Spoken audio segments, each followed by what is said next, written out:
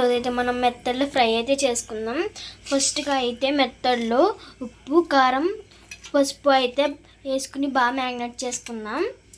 తర్వాత అయితే పెనం పెట్టుకుని వేడయ్యాక కొద్దిగా నూనె అయితే వేసుకోవాలి.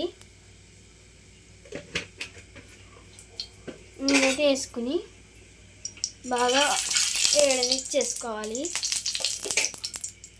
దాని తర్వాత మనం మ్యాగ్నేట్ చేసుకున్న ఫిష్ ఫ్రై అయితే వేసుకోవాలి.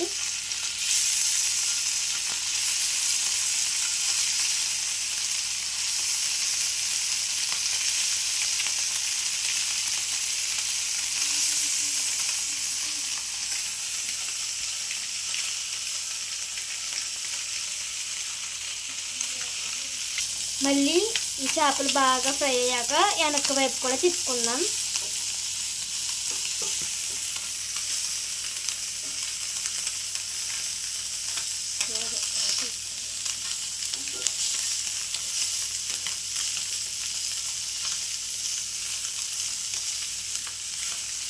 ఇలా అయితే చేపలు తిప్పేసుకున్నాక మంచి స్మెల్ అయితే వస్తుంది కదా. ఇప్పుడైతే మనం కొద్దిగా కరివేపాకు అయితే జల్లుకుందాం.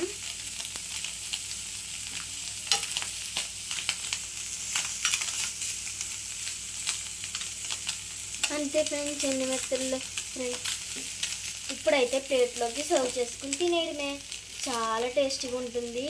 ఒక్కసారి ట్రై చేసి చూడండి. Bye bye. మెత్తళ్ళు ఫ్రై అయితే రెడీ ఫ్రెండ్స్. ఇప్పుడైతే దీన్ని తీసుకుని ఏదైనా అన్నంలో కానీ రైస్లో కానీ పెట్టుకుని తింటే ఉంటుంది. అబ్బా సరే ఫ్రెండ్స్, ఇదే మరి వీడియో. Bye bye.